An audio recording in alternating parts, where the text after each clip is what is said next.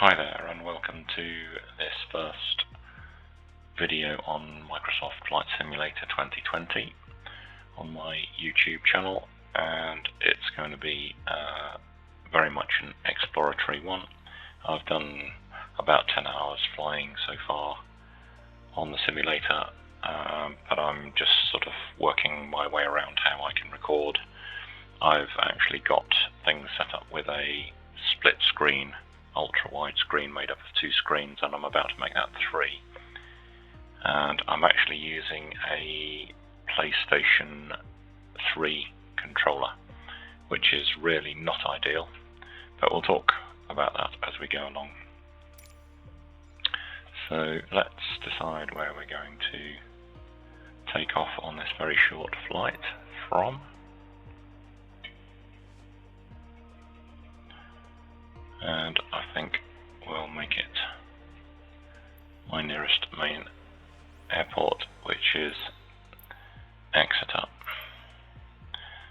So I'm not actually going to bother putting in an arrival airport because I'm just going to do a few loops and come back in to Exeter, I think. Now, the first thing to say is, although for general flying I have got the screen set up as ultra wide, so I've got a huge display when flying. I've currently just got them as 2 extended monitors, or one extended from the other, so I can put my maps and air traffic control radio stuff on the right hand side, leaving the other sides free. The reason for that is that I can currently only record one single screen,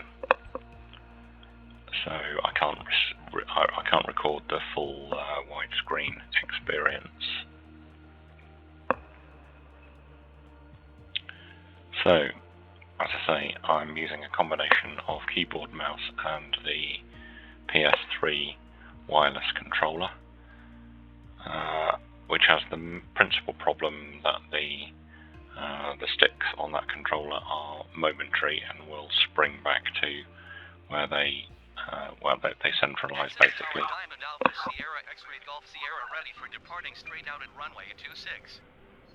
I think the first thing we'll change here is the weather conditions. Much as I love snow, let's get that changed for a start.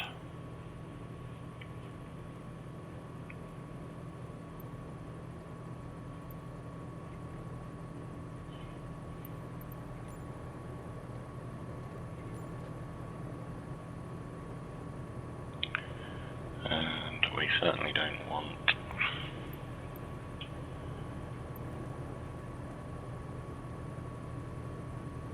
those sorts of temperatures either. Let's set the time to be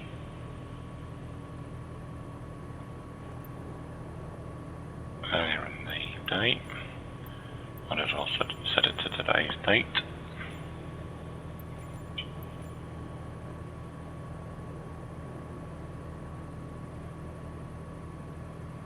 Don't think we want any lightning at this point in time.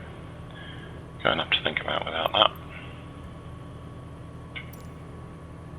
Okay, so let's just have a look from outside the aircraft what we're looking like. Does that all look okay? Yes, I think it does.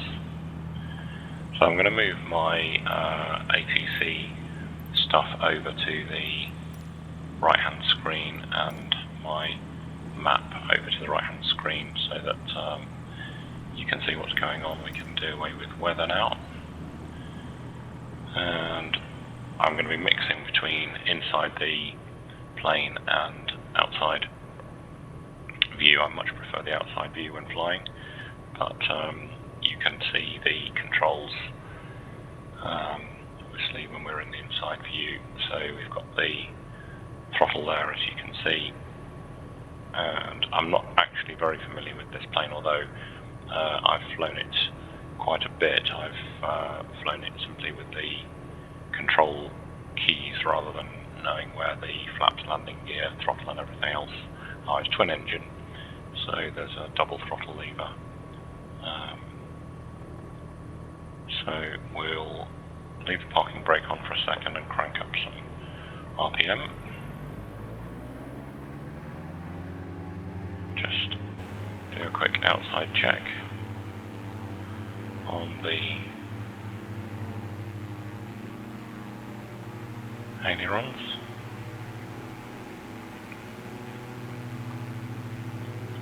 And the flaps. Flaps looking okay.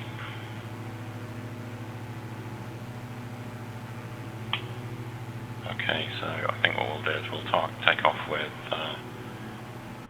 the cockpit view.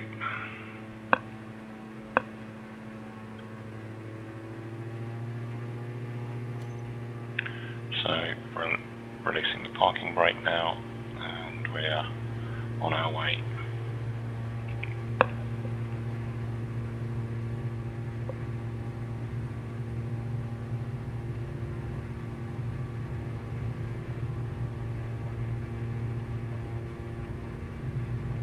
Now I may land in cockpit view, or I may land in third person.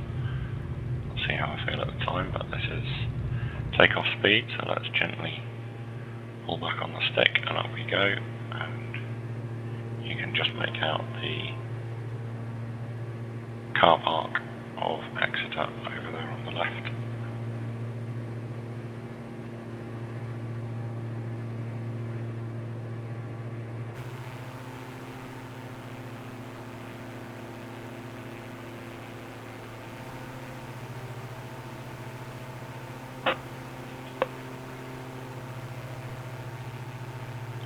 And over to the left, you see the A38 underneath us, and you can see the X estuary there right ahead of us, which I can also see on my map on the right hand side. Now one of the advantages of the PS3 controller is my right stick gives me the ability to change the view, and it's quite a nice setup in that respect, so there are some pluses to using this.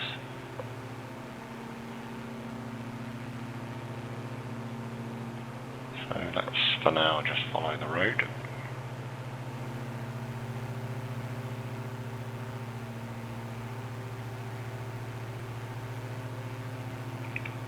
I think the landing gear can go up now. And I think the flaps are okay.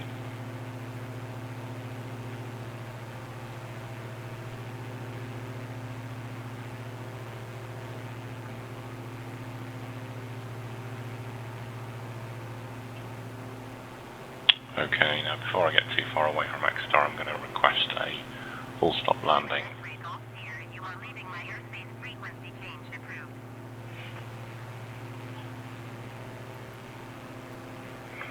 Just got too far away. So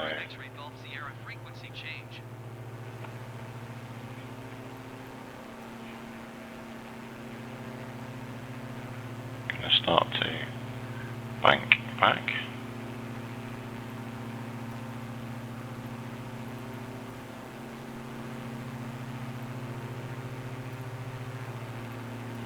And I've just requested full stop landing. Sierra X-ray Golf Sierra is 4 miles southwest with Charlie to land. Diamond Alpha Sierra X-ray Golf Sierra Exeter Tower. Enter less traffic, runway 26. Altimeter 29.9. Okay, I'm going to have to drop some revs pretty radically here and drop some height.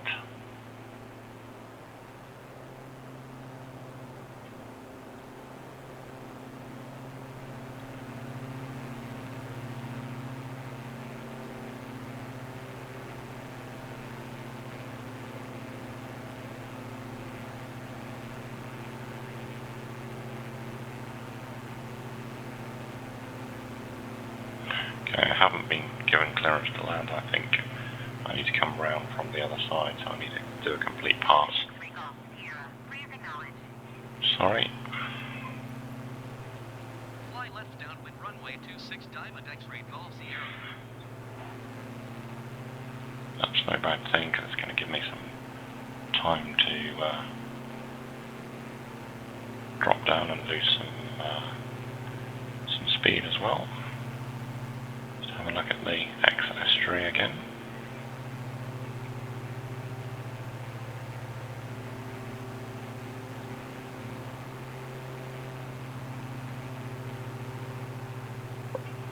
Okay, now I'm going to drop my RPM again.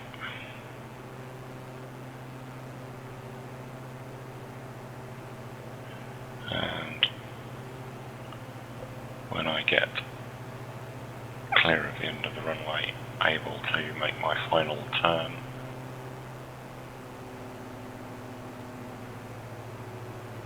I'm going to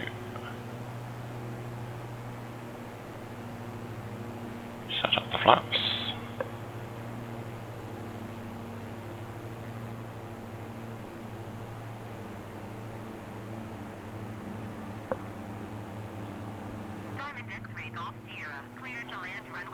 We have clearance for landing, which I better acknowledge. Clear to land runway 26 Diamond X-Ray Golf Sierra. Start to make the turn in now. Yeah, I'll be very happy when I have a flight yoke and I can control the throttle more sensibly than just with keys. It's very much hit and miss. So, making the banking turn now.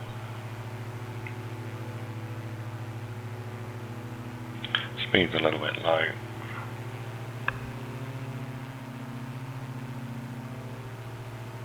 The runway should be coming into view as we come round to the left.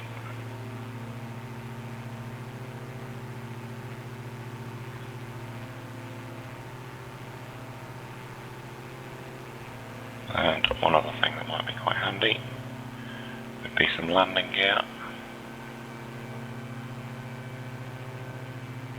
So let's do that. Speed's looking good now, and I can drop to idle.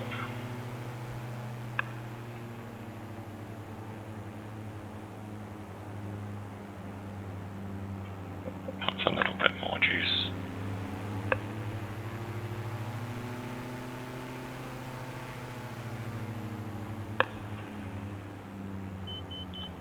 Begin the flare.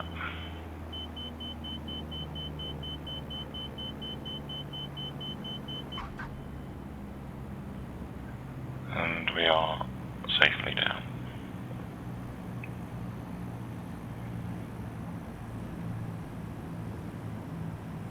Should be using my rudders more for controlling the vehicle on the ground, but with the PS3 controller it's slightly tricky.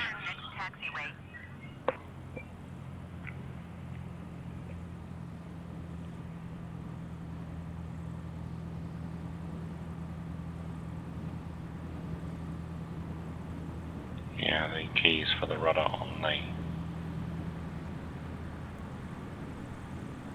Diamond X-Ray Golf Sierra contact ground on 119.805. 119.05 for Diamond X-Ray Golf Sierra. Try not to exceed the speed limit on the ground. Yeah, these keys for the